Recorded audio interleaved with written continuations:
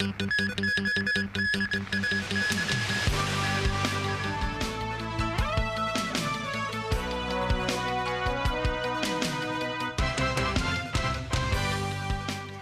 and welcome to TVB News. Russian President Vladimir Putin has made his first visit to areas occupied by his armed forces since the invasion of Ukraine 13 months ago.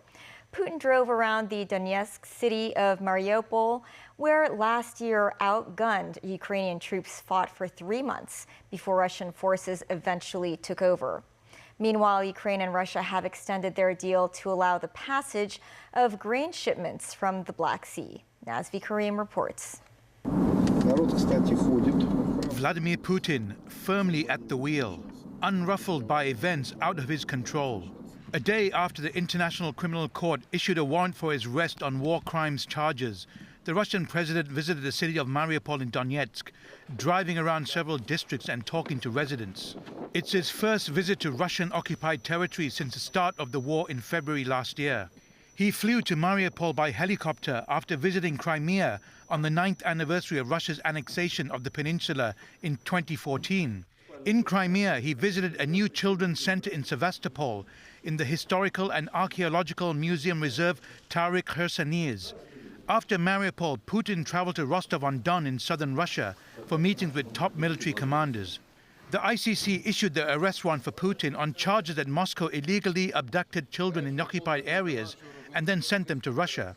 Putin's spokesman described the ICC's move as null and void, with neither Russia nor countries such as the United States recognizing the court as a legal entity. On the battlefront, local officials say a residential building in Kharkiv, Donetsk, was completely destroyed by shelling, though no casualties were reported. This as the battle for Bakhmut, also in Donetsk, rages on, with Ukrainian armed forces saying they continue to repel Russian attacks while inflicting heavy losses. Meanwhile, Ukraine and Russia have agreed to extend the deal allowing the export of grain from Black Sea ports. After days of talks brokered by Turkey, the agreement was extended by 60 days, half of what Ukraine requested, with Russia saying any further extension would depend on the lifting of some Western economic sanctions on Moscow. The United Nations said since the deal was first signed in July, 25 million tons of grain and foodstuff from the region were delivered, helping to bring down prices and stabilize markets.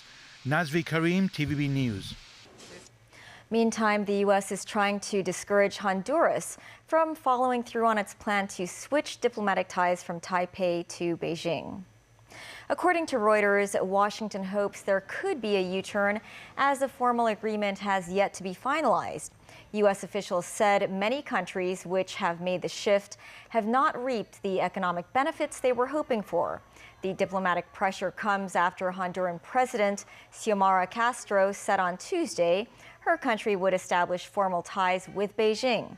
She had made such as a pledge during her presidential campaign in 2021. If Honduras' switch to Beijing is formalized, Taiwan will have just 13 diplomatic allies.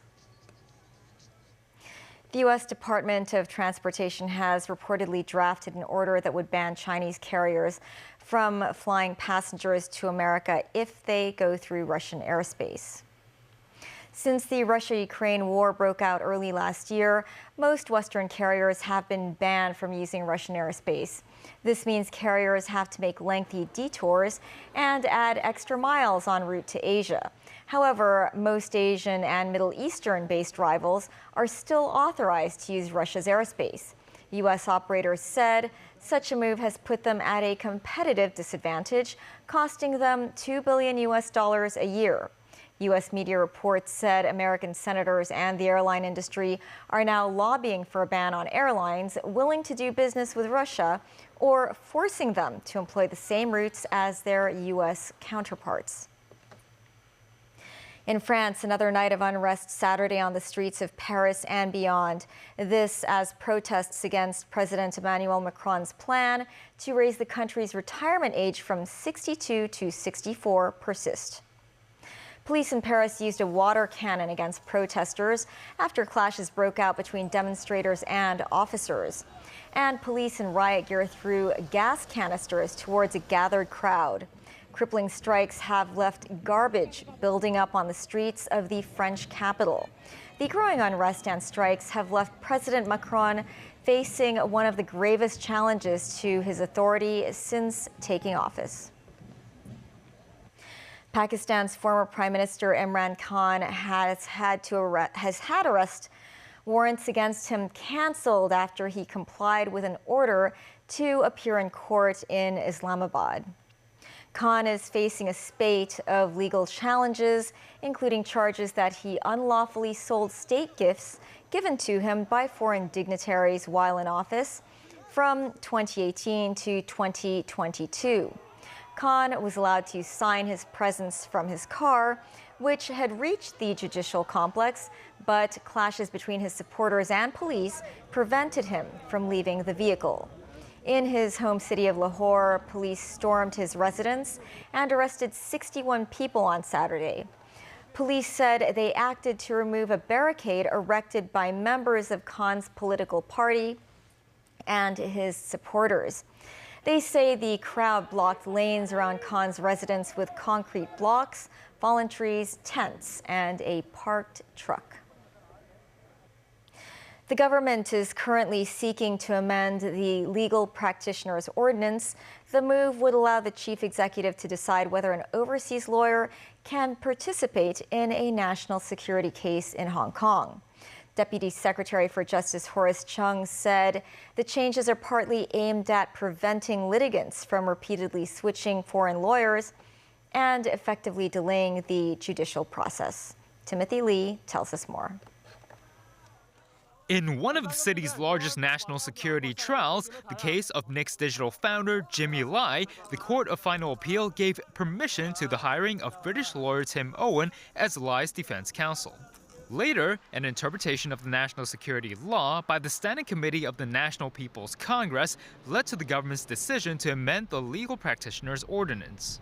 This means that any overseas lawyer that might take part in a national security case in the city could only do so with the approval of the chief executive.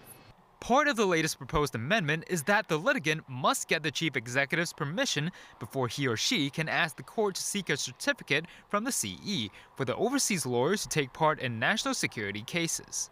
The move was criticized by the Law Society of Hong Kong as being inefficient, while others call it a blanket ban on foreign lawyers in the city.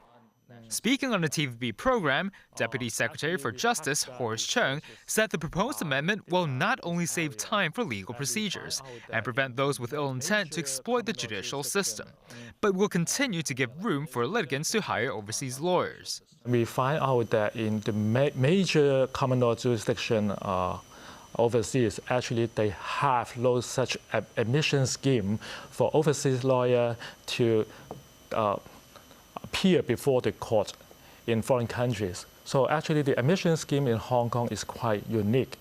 And even after the amendments to the legal petitioner ordinance, you can see that we still maintain the mechanism to allow the litigation parties to apply for leave in the court to invite foreign lawyers to practice in Hong Kong. I think that after the amendments to the legal petitioner ordinance, one, it can maintain our admission scheme.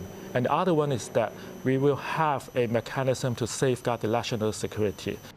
Chung stressed that the government is not looking to bar non-local lawyers from practicing in the city. Regarding foreign lawyers who have already been admitted prior to the amendment, he said their arrival will also depend on whether they fulfill other legal requirements in the SAR. Timothy Lee, TVB News. Innovation and Technology Secretary Sun Dong said the city will step up collaboration with the mainland and facilitate exchanges of scientific research data. Earlier, the tech chief signed an agreement in Beijing that aims to speed up the SAR's development into an international innovation and tech hub. Sun said the mainland will share its scientific research data with Hong Kong and beef up cooperation in science and technology. He said he hopes the city will soon be able to access the China Scientific and Technological Achievements database. More discussions are on the way as to how the shared data could be managed.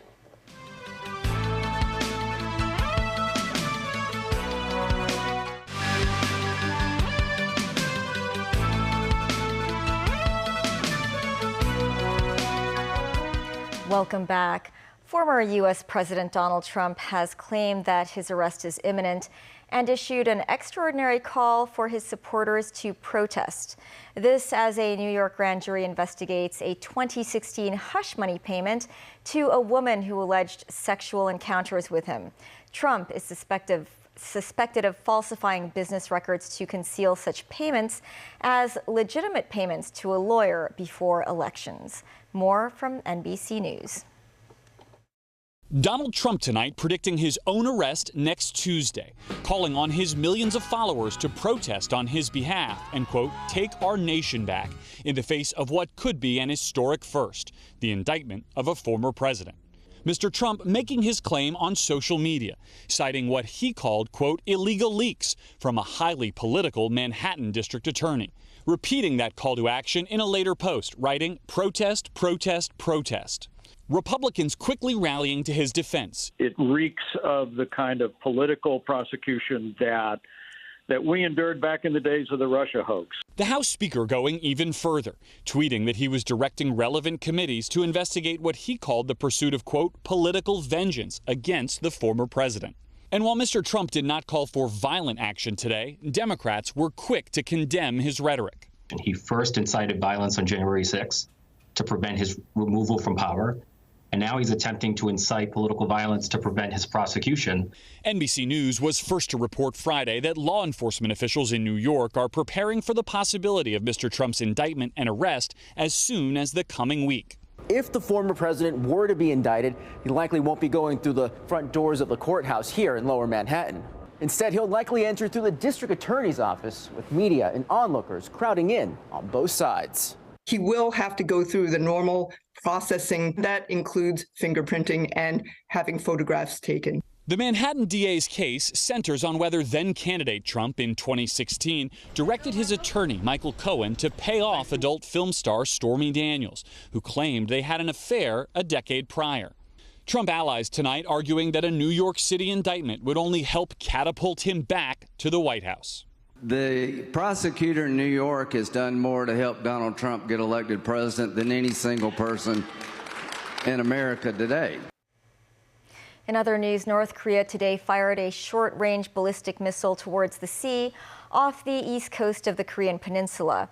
This is the latest in a barrage of weapons tests from the nuclear-armed state. Japan's State Minister of Defense Toshiro Ino told reporters that the missile flew 800 kilometers at a maximum height of around 50 kilometers before splashing down outside Japanese waters. He said the actions of North Korea are a threat to peace and security of Japan and the region, as well as the international community. Back here at home, an elderly man died after a fight with another resident at a care home in Taekoksui. Police have arrested a 75-year-old man in connection with the case. The violence broke out at an elderly care home on Ivy Street. Police received reports about two residents attacking each other at around 9 p.m. Friday, during which a 74-year-old man fell to the ground. He did not appear to have suffered any superficial wounds and was conscious upon arriving at Kwanghwa Hospital. However, he had died at around 10 o'clock the following morning. An autopsy will be carried out to determine the cause of death, and police have detained the other man involved in the fight. Despite a rebound in mainland visitor numbers, it's a different story for tour groups, according to mainland travel agencies. Another industry representative said it might take some time before service capacity in Hong Kong's tourism sector fully recovers. Jackie Lin reports. More than a month after the border reopened between Hong Kong and the mainland, tourist spots around town have seen a return of crowds. Last month, nearly 1.5 million travelers visited Hong Kong. More than 1.1 million of them came from up north. That marked the first time visitor figures from the mainland had topped 1 million over the past 3 years. Latest data from the Immigration Department also showed the average daily number of mainland visitors surged from around 20,000 to 60,000 during weekdays after the border reopened early last month, with an even more significant upswing over the weekends. But a different story in the statistics of tour groups from the mainland.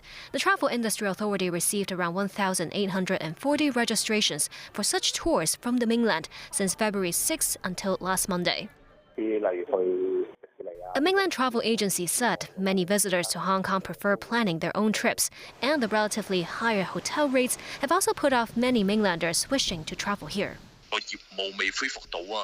Timothy Choi, executive director of the Hong Kong Tourism Association, said the sluggish return of tour groups might be because Hong Kong's tourism sector has not fully recovered.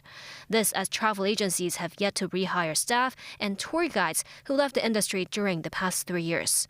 A similar situation for coach drivers. Choi expects the number of tour groups to return to pre-pandemic levels around the end of this year.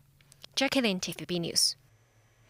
New World First Bus will be merged into City Bus starting July this year. To commemorate and remember this brand of over 25 years, New World First Bus plans to organize a series of events, including an exhibition of retired buses. Veronica Lin tells us more. This bus that retired 5 years ago was once hailed as one of New World First Bus's founding heroes. So what's so special about these so-called super Olympians? The low platforms made it easy to access for wheelchair users. Whilst nowadays that may seem ordinary, it was a brand new design 2 decades ago. The seats, equipped with river blue armrests, still retain the original look from its early days. A bus driver for over 4 decades, New World First Bus driver Wang Chi-chai says he feels nostalgic sitting in the driver's seat. Wang said the older models had less armrests, and the corridors were much narrower. Moreover, the bus stopping bells were so loud that they would scare the drivers. Unlike new models, there were individual seats that allowed passengers sitting opposite each other to chat face to face, creating a relaxed atmosphere. When New World First Bus was established in 1998, there were more than 80 I-Line bus lines, which later expanded to Chung Kung-o, West Kowloon, and so on. Over the years, New World First Bus and City Bus went from being competitors to sister companies, as its parent company, Bravo Transport Services Limited, received approval from Chief Executive John Lee to merge the two companies.